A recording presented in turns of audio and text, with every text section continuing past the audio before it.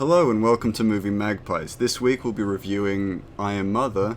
As always, I'm your host, Will. And with me is my co-host, Monique. Let's just get straight into it. I Am Mother is a really interesting film. I don't know about you, but first watch, I really enjoyed it.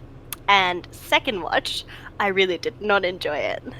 Yeah, so for me, I think I don't have the opposite reaction to you because first time I watched it, I did not enjoy it. Second time I watched it, I enjoyed it less, I think. It's one of these things. For people who don't know, I Am Mother is a film which the summary is following humanity's mass extinction, a teen raised alone by a maternal droid finds her entire world shaken when she encounters another human. What I really wanted to like this film because it's made in Australia, it's made by an Australian director, gotta support our Australian filmmaking, and what's even more interesting is it won the Sundance Film Competition. So ultimately there is a great deal of merit there. It was such an interesting concept. I suppose if this is a movie that you're thinking about watching or not watching, I would first up say that the ending is kind of dissatisfying, and you're going to have a lot of issues with the plot. Yeah, I think one of my biggest issues with it was the plot because it's just not well fleshed out. Yeah, I suppose the way that I would explain it is that plot comprehension kind of falls apart 20 minutes in. Yeah. It feels like it was a short film, and then they just added extra drama to it without actually thinking about how the drama would ripple or affect through the entire movie. They were just like, this is where our short film ended, and then we added on this bit, and it's like an extra hour's worth of stuff that didn't really need to happen. Yeah, and I think that a great deal of this film was a lot of wasted potential, which is really heartbreaking. Mm-hmm. Because there's so much in this film that is so cool and so interesting. The characters, I mean, one of the characters is really, really fascinating. If you don't know who I'm talking about, I mean Mother, the robot specifically. Mm-hmm. Voiced by Rose Byrne, so ultimately it's always going to come across as being this character that is fully empathizable. Or, that's not a word. You can fully empathize with her just because of the voice, but then also there are these little like intricacies that are incredibly endearing to her. With that, not enough of the characters are fleshed out. With the two main human characters, they almost come across as stupid, which... Yeah, the way that I would explain it is that the plot is what moves the characters rather than the characters being what moves the plot. Like, things happen because they need to, or nothing would happen. Like, yeah, exactly. And it's annoying because no one takes action in the film other than Mother, of course, who's supposed to be played off as the villain. None of the characters have motivation to do anything. Or the motivation comes from nowhere, which is really annoying. And it becomes almost, I suppose, stereotypical. It's really easy to pick what's going to happen next because of how just the points of a usual movie would be. Like, because there's nothing about the characters actually moving through it, it's very easy to be like, oh, what? They're going to make the robot seem like the villain. Yeah, and then they don't even really do a good job of that because throughout it, the robot still comes across as reasonable. Mm-hmm. Like, they do this really lovely exposition in the start where it's very show don't tell, words on a screen, absolutely no dialogue. And then it's kind of upsetting because any other dialogue that you actually get from the characters, it's very ambiguous and easily misinterpreted. Or like, if you're not, like the first time I watched it round, I was really confused about a lot of points. And then the second time round, I realized that's because they kind of talk around subjects. Like, they outright tell you what's happening and still somehow manage to make it confusing, so... Yeah, the film doesn't do a great job of expanding on its story. I would say, if you are going to watch the film and you haven't seen it yet, the first 10 minutes of the film are impeccable. It's beautiful visual storytelling that does a great deal with so little. Mm-hmm. And then it starts to stretch thin, and the storyline starts to weaken as time goes on until you start losing interest in the film altogether. Yeah. And Mm-hmm. I think the strongest criticism both of us can give really is that it's a short film. It's a good short film that's stretched too long. It should have just been, and I understand that like everything has to be almost 2 hours long these days, but it should have really even just been like 40, 50 minutes maximum. Yeah, absolutely. And like they do really, really lovely visuals. Like there's a lot of really striking visuals in this, e.g. they use a lot of red and white and then black and blue very minimally, and that's sort of the only color scheme you get is either the red and white as the like primary Yeah, visuals, or like a little blue light to indicate that something's technology or something like that. Like it's yeah, all very well executed visually, and then it just makes it all the more disappointing that the plot doesn't quite hit that same level. yeah. The story does like really let it down, which is a pain. But as you were saying, the film's cinematography and framing holds to a very simple color palette. You don't get too many colors beyond the colors that are present within the vault of the main part of this story. You get the white of Mother's like frame, the red of the outfits for the daughter, and then it's a lot of greys and faint uses of blue. Yeah, and even when you get into the movie, as the summary says, this teen that was raised alone finds another human. Yeah. They even look similar. Like, there's not a lot of visual difference between the two actresses, especially when you sort of see them side by side. Yeah, I think they could have done a better job at diversifying the. I mean, there are two physical people in this film. I don't think that actually matters, but they could always. And yeah, there's like two physical people, Yeah, and they literally look like they're related. yeah, pretty much.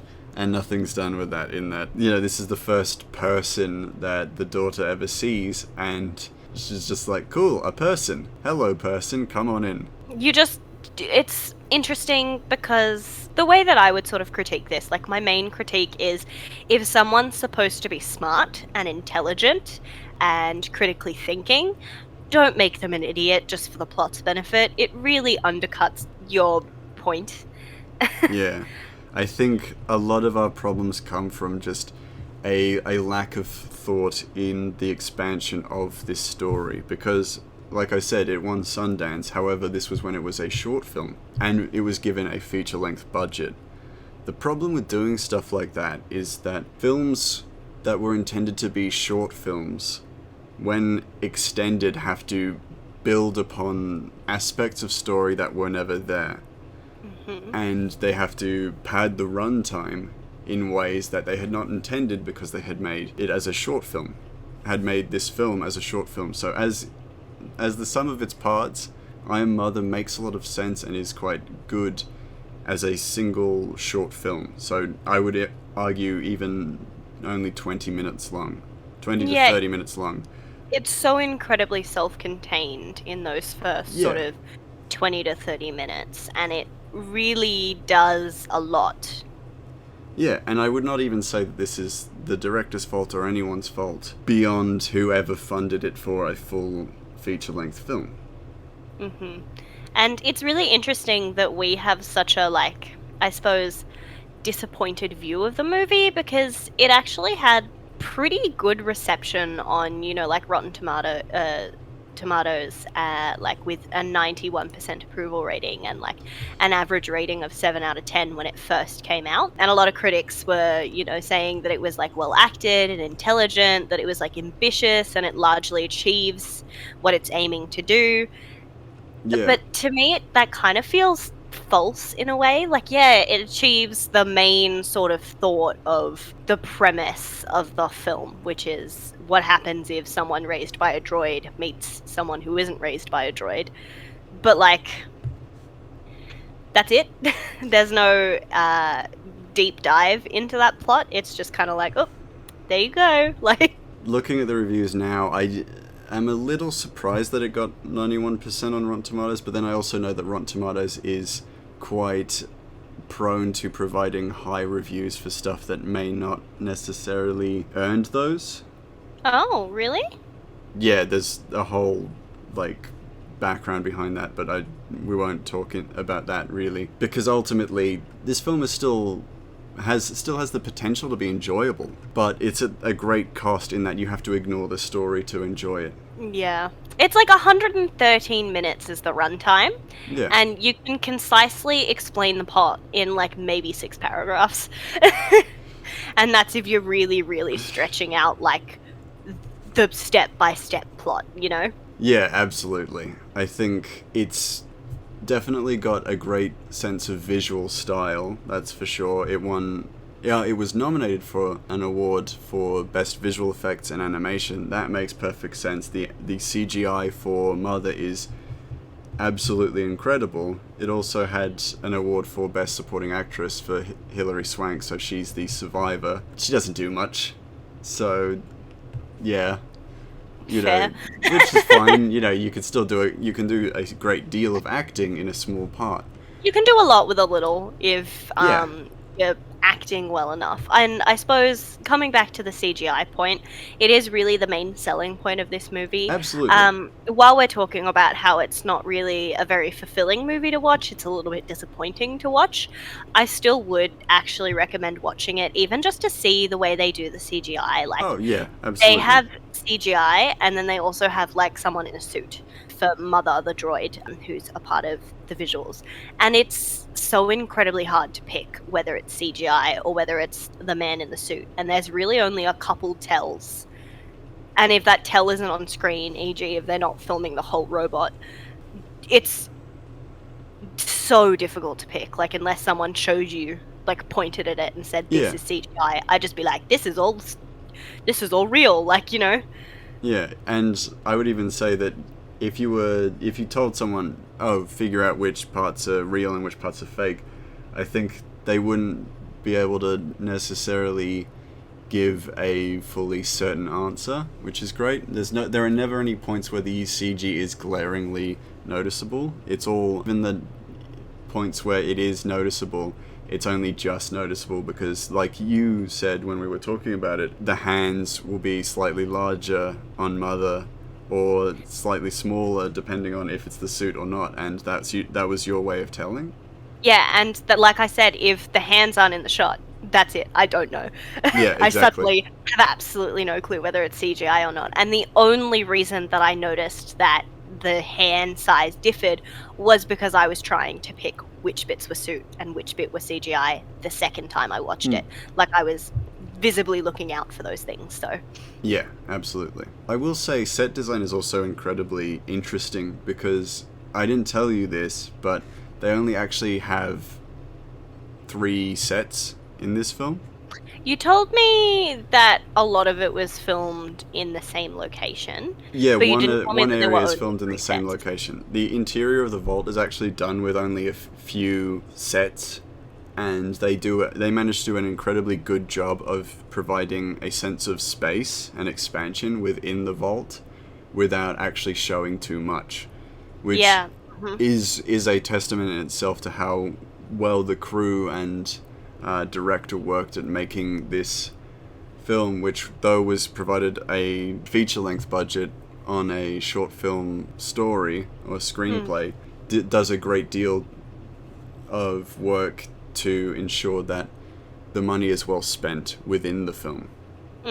I suppose one good thing to say, we have kind of been ragging on this movie a bit, is that it does a lot with a little. Like, the visual design and the character design is all very, very well executed. It is unfortunately just not supported by the storyline itself.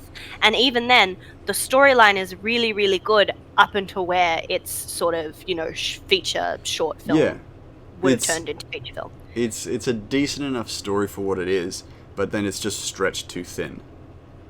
Because they have to keep this whole tension going for an hour, 40 minutes. And it's like, just chill out. Yeah, and it just doesn't hold the tension quite as well as some of these reviewers are saying it does.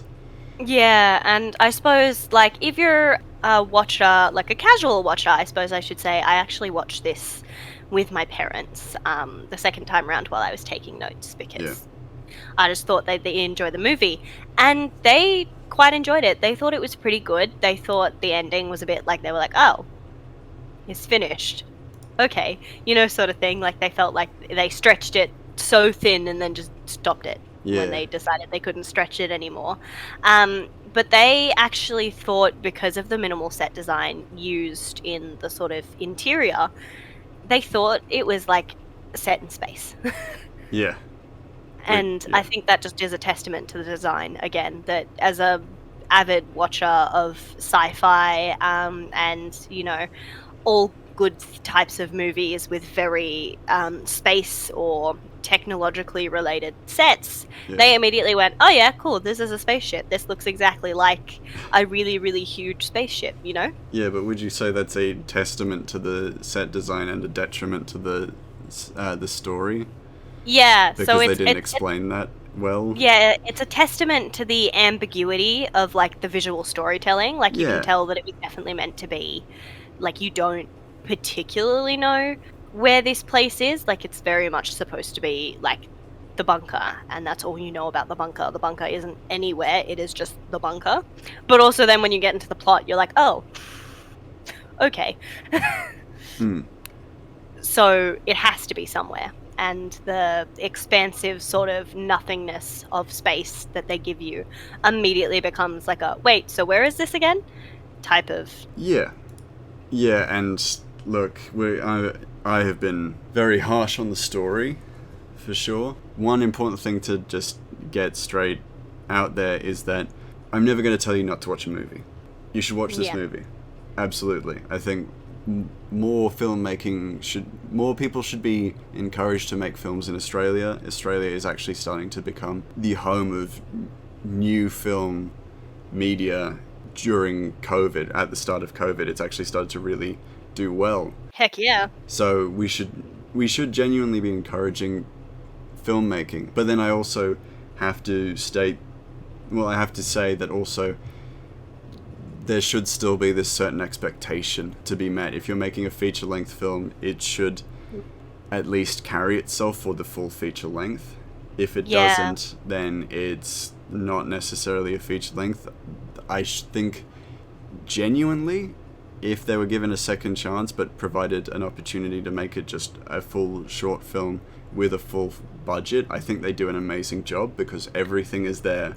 It's just been stretched too thin for a feature length film. And I feel like exactly what you're talking about is sort of, everybody should create, and like we're never going to tell someone not to make a movie if they have a really good idea. But I suppose it comes again to this sort of, not everything has to be 2 hours long. No. We all, for instance, those little Disney or Pixar shorts that they put before the actual movie, everybody falls in love with those. Everybody loves them so much. And they're 20 minutes long? Like, not everything has to be 2 hours to be meaningful and to be good. And this is one of those cases where it really would have benefited from being short form instead of long form content. Absolutely. I will also say that there is, like, even when you're talking about it, there is definitely this stigma around short films, in that when you mention a short, you refer to, like, the Disney little things at the start. Short films are great. There is a condensed story provided to us, a good story provided to us in a short period of time.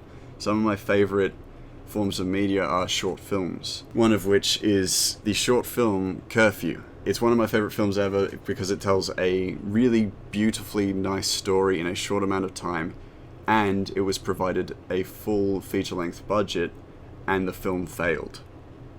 Because it was really? Yeah, so because it was forced to, it was put into a place where it had to be feature-length, it failed. The short film is still available. Watch that, it's amazing. The feature-length one goes a little too far beyond its means, because, like I said, a short film screenplay can last a short film, but not a full-length film. And I think this is what, if My Mother was provided a short film, or just a feature-length film budget, but with the expectation that they'd make a short film, I think it'd do really well. And I feel like It would do really well if it was a short film, but it would also do really well if they were given time to properly expand on it. I feel like this is all just speculation, but you get given a feature-length film budget and told to make it a feature-length film. And because you already have a screenplay, you rush to make it long enough to fit the time. Whereas if they had have maybe been like, yep, take however long you need to extend the story properly, it still would have worked. But this is a really, really lovely, this concept could have been expanded upon really, really well, but it also works so well because it was so easily recognizable in that, bite-sized content. Yeah. If they had the time to make it a full feature-length film, I'm sure it would have been great. That being said, there are definitely things within the film that, plot-wise, don't make sense when extended to a period of time where you actually are left to think about it. And because of that, I would actually have to say that it would need a great deal of time to accommodate for the full length. Oh, yeah, 100%. It's one of those things where they would have had to expand on the plot, a lot. I'm just saying it was a very buildable plot. They just weren't given the time and the, I suppose, respect to do it.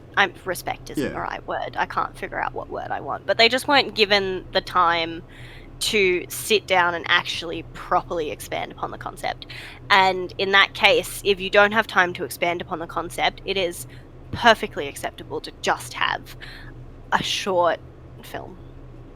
Yeah, absolutely. 2 hours is so long anyway. 2 hours is an incredibly long time, and I feel bad that was the expectation, for sure, because, there are big moments of silence within the film, and they're not exploring the environment or visually telling stories. It's silence to pad out time, which is a shame. And because that's exactly, in those silence are usually the moments where I would turn to Will and go, wait, what? Sorry? Yeah. Just don't give us time to think. Just keep going.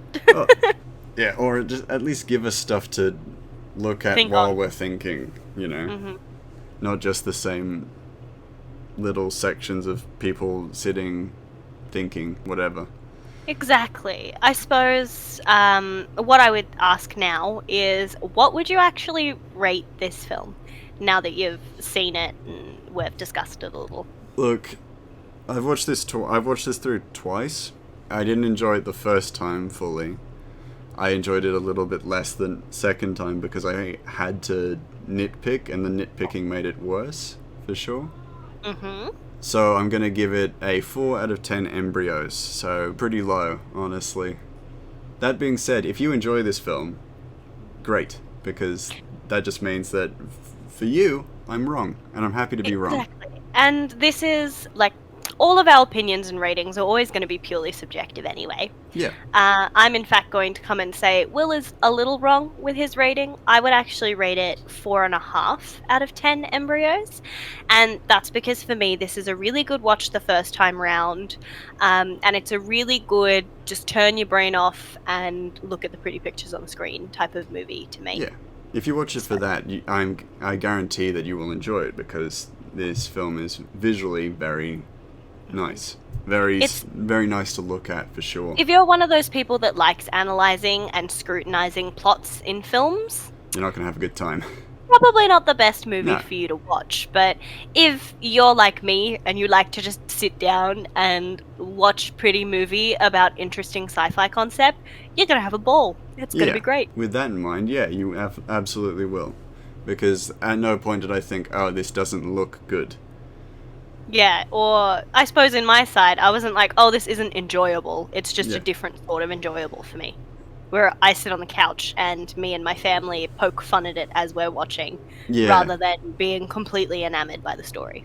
Absolutely. Though I always feel like a film that you watch to make fun of is always a bit unfair in a sense, because then it's either not good or enjoyable because it's not good. But this film's not bad. This film's quite good visually. Visually speaking, it's amazing.